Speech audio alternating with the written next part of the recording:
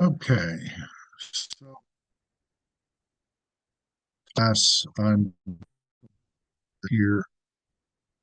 You through this tomorrow. This is what we're starting to. I mentioned at the beginning of the semester, once we were starting to go through it, we would come back to it. We'll be having a couple of errors, standardized errors, and so forth. Tomorrow, this is in lieu of meeting in person, so I will post this evening. But let me try and hopefully the operates. And so I want to start with the idea of we had spoken about this earlier, and we're familiar with error certainly from the, I guess, statistics or other courses that we had had. But Dr. Kanori or Dr. Lee, uh, we started to learn what we did is, some referred to as a bell.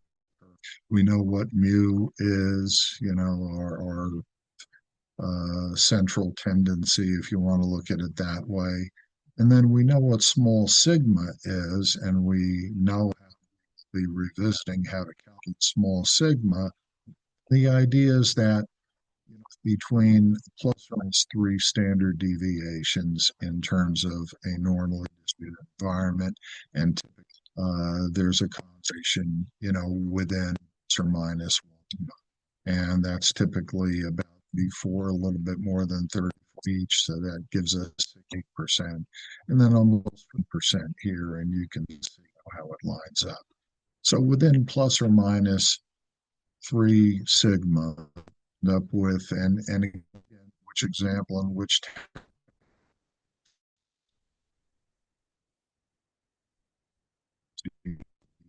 Europeans mentally say 100 and so forth. The idea of central, get the idea of plus or minus, get the idea of concentration. So we start to look at error. Remember when we had forecasting, we said that, well, sophisticated technique, nursing, you know, we're doing this.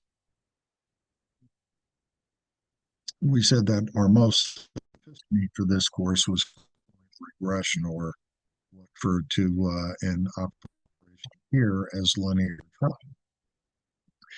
Said that the simple equation is based on y, and we have dependent variables. So we have this thing we called alpha plus beta, and alpha was set at time equals, and remember we had the vertical horizontal line below. For example, intersected at time zero, that vertical axis, we said, okay, we're going to call that alpha. And then we said, well, we have to count which was in effect line. Now, one of the things that is, it's serving not so thing to us in what we're doing, we're creating a linear, and not certainly not everything in terms of is linear. We have things that are clear and so forth. It involves getting involved in other calculations and things like that.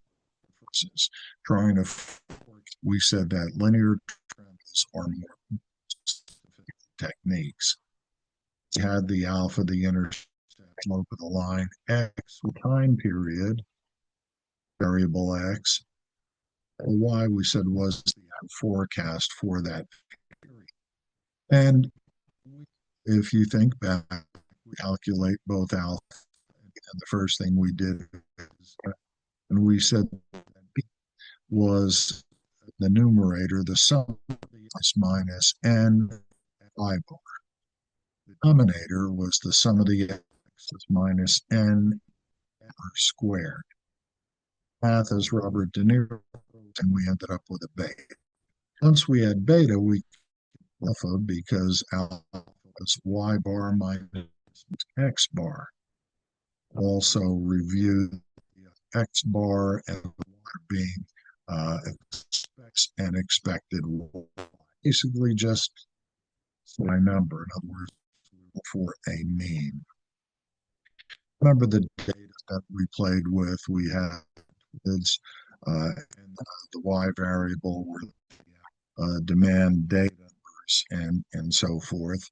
And then we said, well, we have to do the up with a column of x, and we were able to do that squareds and that. And our x, again, this was shifted, x bar expected x, and in our case was the sum of the x's as the numerator. Uh, the denominator was n, which for our purposes here in this example is 12, and we ended up with 6.5. Against that bar, that hat shifted over, but y bar basically we said was the sum of the demands, which is the numerator, divided by n, which is 12, and we ended up with 46.42. So we were able to calculate our x bar, and with that, again, calculating beta, the arithmetic, and you fondness, I'm sure, that we came up with a beta of 7.2. Calculating y bar, and you can see shifted, bar minus beta bar with an alpha or intercept of 35.2. So we look at our trend, it's 35.2, 1.72 x. That's x of there were 12 of that. Trying to do what? We were trying to forecast 13th period. Is 13 the arithmetic? Y forecast was 35 plus 0.72 times 13. Again, De Niro do the math. So we do the math and we come up with a lot of, or forecast 7.15 units. Oh, when we graphed it, it looked like, so we had our actual data points and we had near trend line before. I said, well, okay, which of these is the most reliable? One of our was basically, well, the one that the smallest error over time. We started to think about it, and we're revisiting that error is the minus the forecast. Actual meaning what? Data collected for each period. Well, that out until the end of the period. So we didn't know the actual demand data for January until the end of January. But in anticipation of the business we might do, the scheduling, the supply chain issues, etc., we said, well, we've got to forecast what we're going to do for January, etc. And so what we're looking at was our forecast resulted. Well, again, we looked at a method which minimizes, for our purpose, the linear trend line. Again, shortly. But we said there were some tools to use, and there was something absolute deviation and mean, some divide absolute, and look at the parentheses, the curve parentheses, meaning we're talking absolute value, and so forth, and mean and deviation. And then we had something called error. So again, mean deviation. We see it like this, that means already in play.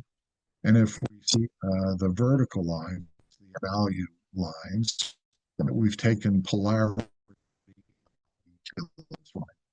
And what's the difference? Well, at the time you will recall that we could understate our error by in parentheses. So we didn't care which side of the number line we were off on. We're forecasting something. Well, against the actual data. Well, we were off. Well, we were off on this side of the number line or on that side number line. And again, we add, so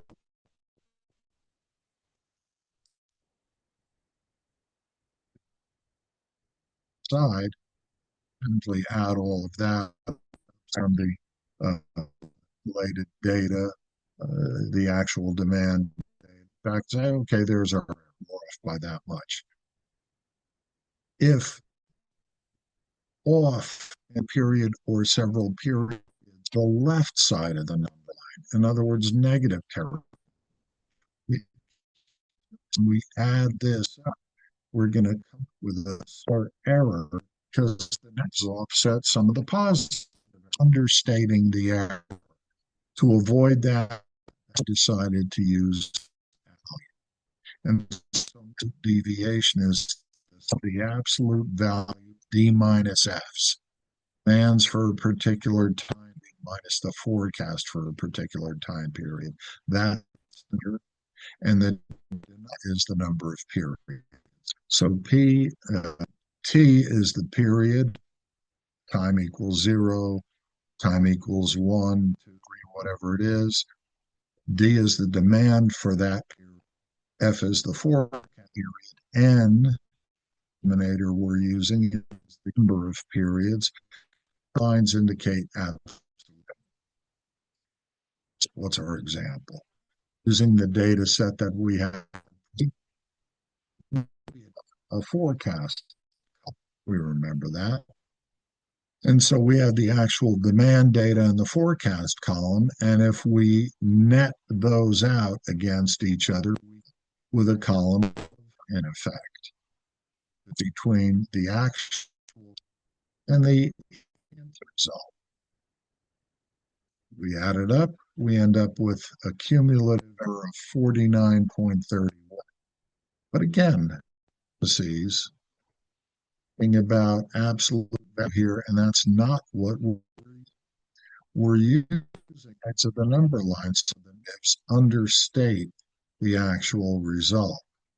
When we take the polarity out by using the absolute value of the error, in other words, remove the polarity, because to us, error is error. In this instance, doesn't matter whether we're wrong to the right side of 0 on the number line or to the left side of 0 on the number line, but look at the difference in the results. So by taking out the polarity, we see a greater error than we saw here. If we don't remove, we understate deviation. Sum of the D minus F value, the D minus F, that's the denominator is, and so in this example, the mean absolute of 4.85. Okay. So, what else could we do? Well, a lot of times in terms of percentage. Well, I'm going to buy this car, you pay a little bit more. How much? A couple of percent, more than 10%. Oh, we were off here. How much were we off? Well, we were off by about 10%. So we're used sometimes in terms of percents. So we can take this error, this mean absolute deviation, and we can look at it in terms of percentage. So the mean average absolute percent deviation is the sum of the D minus F's, again, absolute value. And only the denominator is the sum of the dimensions. If we want to look at error, well, error, and we've been talking about accumulated error, the assembly of all the errors over time. So capital E, some of the errors that, and if we wanted error, well, that E, the sum of the E, the numerator, being the number. So when we look at the comparison of the forks that we've used, the different that we used, and we're eliminating this, the big ones were exponential adjustable smoothing, and then the trend line. Exponential smoothing, we had an alpha. And this was kind of a weighting, and we said that we can have an alpha of 0.30 or 30. I want to look at it that way. And so further in the calculation, remember we had a 1 minus alpha. So uh, if this was alpha equals 0.30, then 1 minus alpha was the reciprocal of that, which would be 0.70. And so we would underweight something and overweight something, whether it was underweighting the demand, overweighting the forecast, or we said we can equally weight them 50/50, alpha of 50.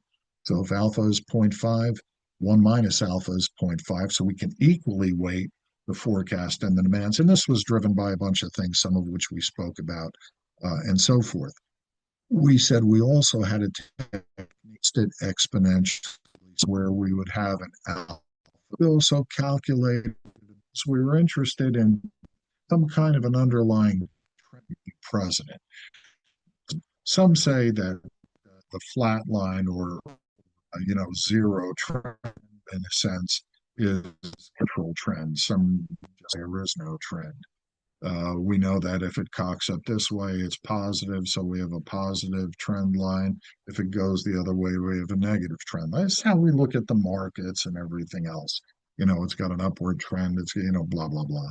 So we looked at that, and then we did our more sophisticated technique, linear trend line, and look at what we're seeing in terms of mean absolute deviation. Look at the numbers. So what is our smallest cumulative error in a sense, the mean absolute deviation? A linear trend line. And by percentage, that is our most arguably sophisticated kinds of things we can do. Yeah, that we're trying to some kind of in a cast control mechanism. And something that would create a problem for us would be what is referred to by the texts as an out of control forecast. Well, what can that be? Well, let's look at what could contribute to this, and then it'll help us decide what that can be. So we can have an out of control forecast because of a change in the underlying trend. The appearance of a cycle. Remember when we were talking about forecasting? So trend. So if a trend was upward and then it became flat, well, that would put us out of control. Or if we were relying on demand markets, so the market turns negative, well, that could control forecast of a cycle. Remember things, turkeys, Thanksgiving, the colors around Christmas, weather changes, oceans, competition, politics, basically the B-top kind of stuff, deliver an out of control forecast for us. And that can be problematic. So we look to some signal. And signal we compute period. We compare it to the control limits that have been set. And forecast is in control if it's within those control we set, but so working the sum of the d minus, that's our numerator. Denominator is the absolute deviation. Put simply, reduce that down to error, the mean absolute deviation. So if we were using limits of plus to minus 5 deviations, we would be able to calculate something was in or out of control. So look at here. Remember 12 periods of data. This was the data. This was our forecast. This was the error. And then it started to accumulate error. But see, so we're still sensitive. We see that here.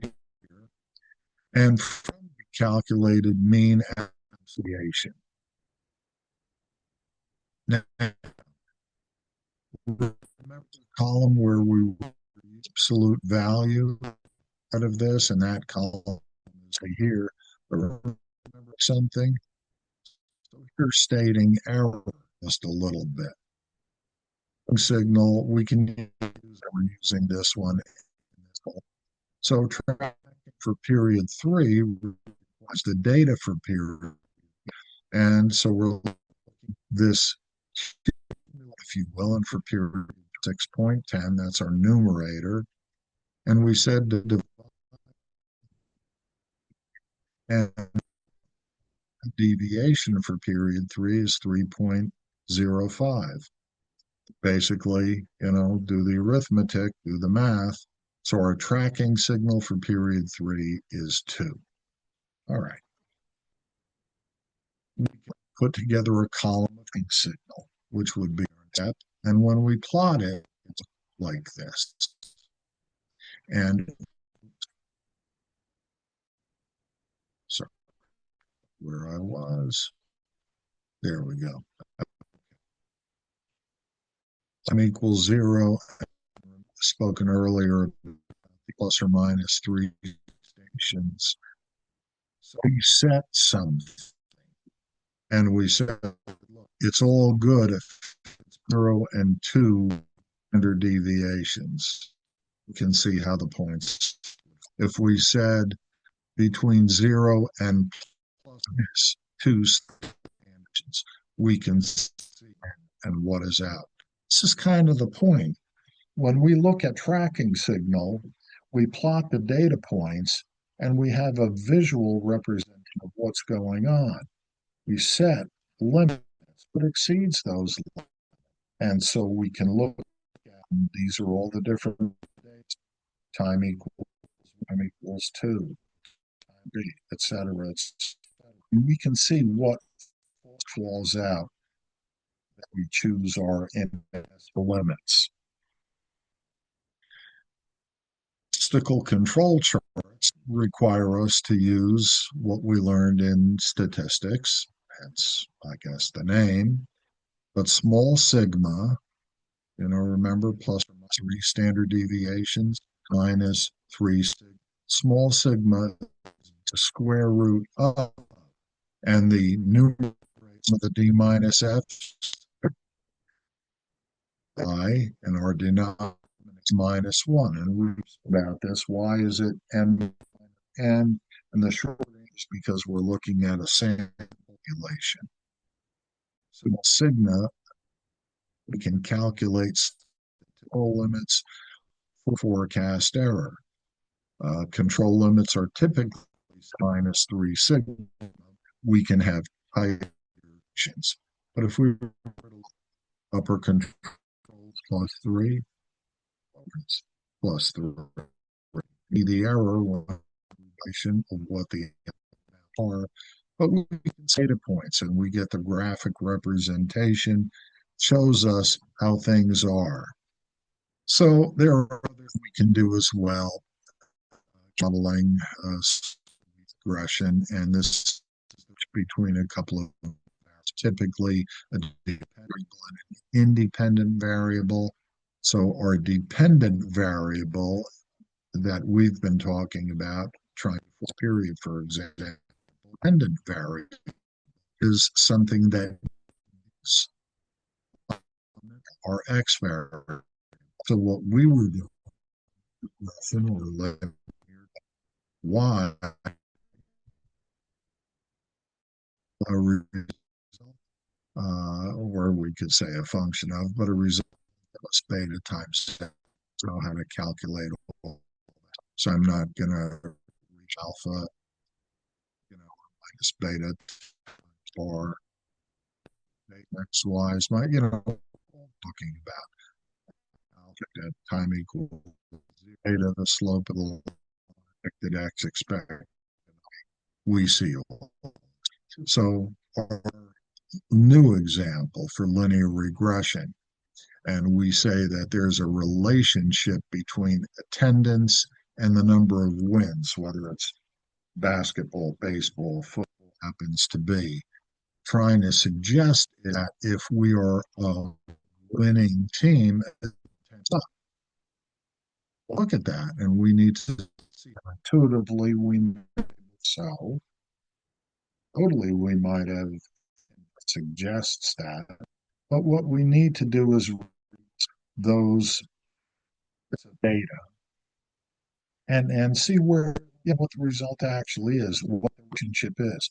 Is there a relation between wins and attendance? Is it a positive correlation? Is it a correlation? It could be that the more we win, the less we come because maybe they just. I've Ohio State.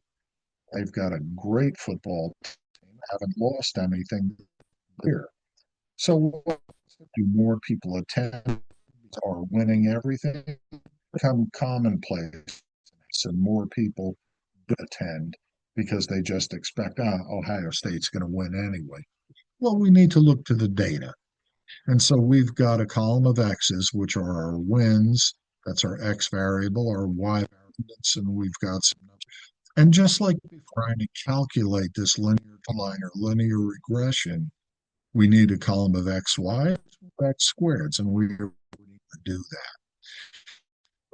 Expect what that number is. So it is the number.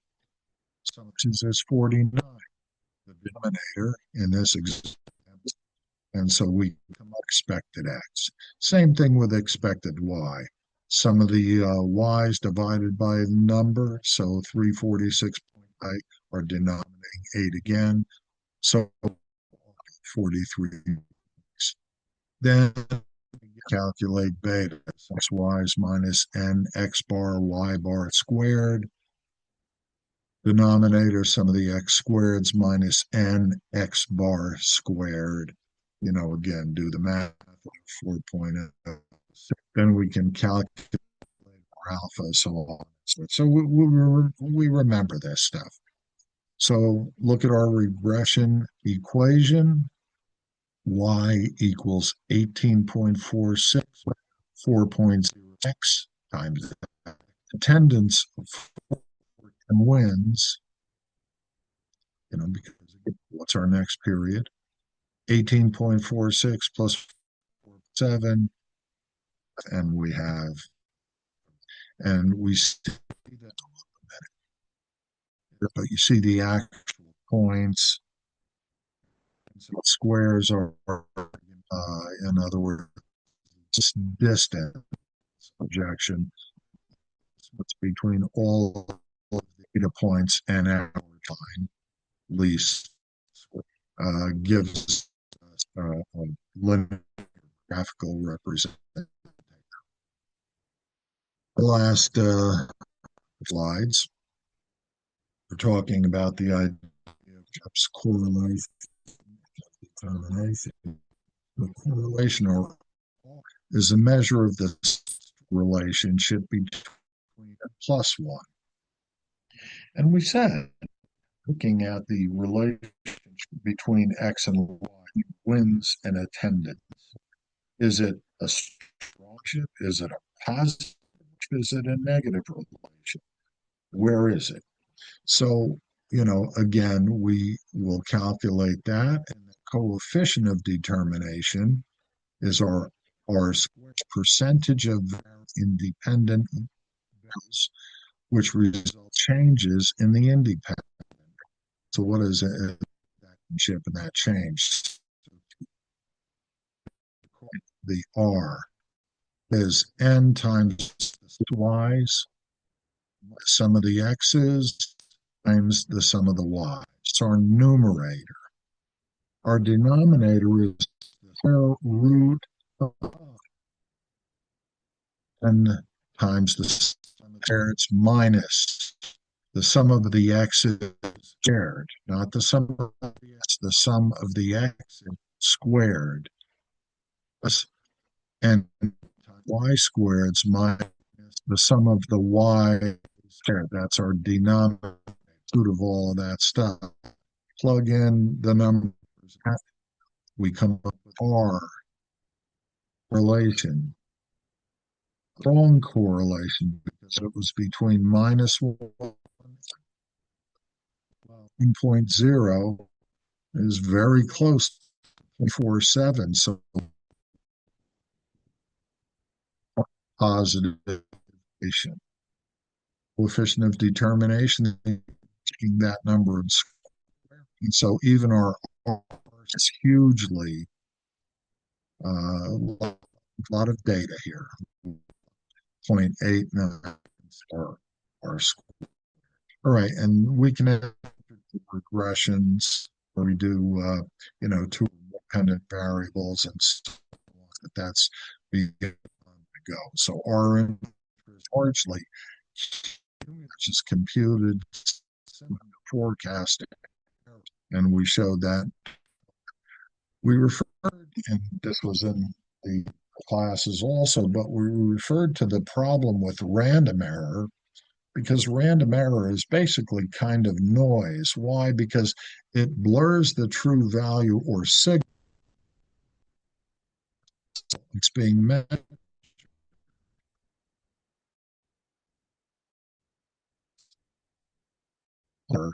is virtually impossible to deal with easily. So, measurement difference between the observed and the true value of something. It's also called observation error or experimental error. Two main types of measurement error: random, which is a chance difference between observed and true; static error, which is we can typically do. And with that, standard error is simply the mean or standard error, the mean or standard error of the mean, or simply the standard error. And it's how different the population mean is likely to be from a sample. All right. And so the standard error of the mean, or SEM, commonly reported error, standard error for others, so on and so forth. But that's where we need to go. I gave you the class at one point repeatability. So if we have, I don't know, machines like that, and we had some variances, we said, the mess, if you will, was 1 micron. Well, what's 1 micron? Basically, 40 millions. So we said that the average hair was 0.004 thousandths of an inch. We said that a tight tolerance was something like this: 0.0001, or a tenth, meaning a tenth of an inch. 1 micron is 0.00004, 40 millions, and so forth. So we can see how tight tolerances, are an issue.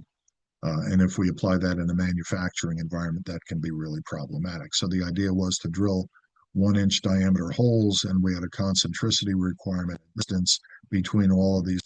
And we said that our tolerance minus nothing. This is where we start graphical representation error, plus 3 standard deviation. We say minus nothing can be off by a thousandth of an inch. So it can be plus a thousandth of an inch. Smaller than a human hair, but I mean, that's still pretty wide open for manufacturing, but it can't be any smaller. And so our overall diameter, 5, and so forth.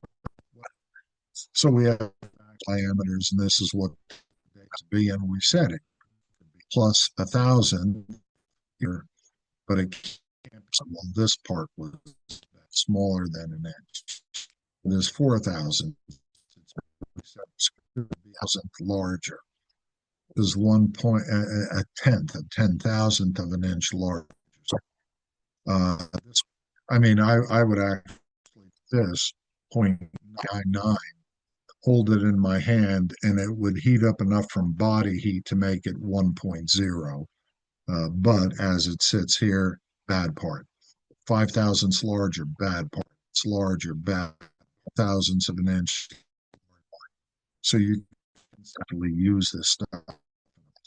So columns of actual, of means, fundamental error, error, deviation, 3 sigma, 3 sigma, calculate the mean absolution. And that's what we do. And that's what I want today. Um, I was going to take a look at a few more examples. You have to watch this instead of us sitting in the classroom online, because again, I have to be friendly with the rest of the faculty, and so I will put this in content. We attach the in the message board. So watch this, and we'll be chatting about it. Email me concerns, questions, issues. Email me with any concerns. If there's an issue, we can meet on Zoom, whatever. Please work on Betty's bats. We will be chatting again. Thanks for being here.